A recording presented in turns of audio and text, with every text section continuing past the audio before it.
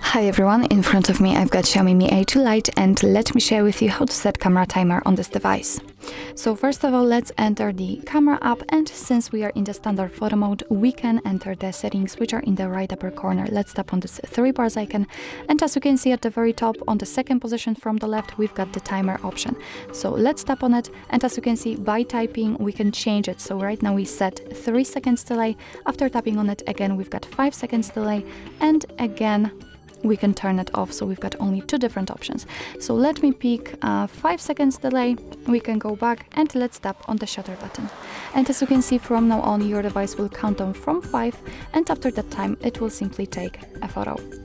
Okay, it just took a photo, so we can check another option. So let me pick 3 seconds delay, and the same situation obviously, but right now it is counting down from 3.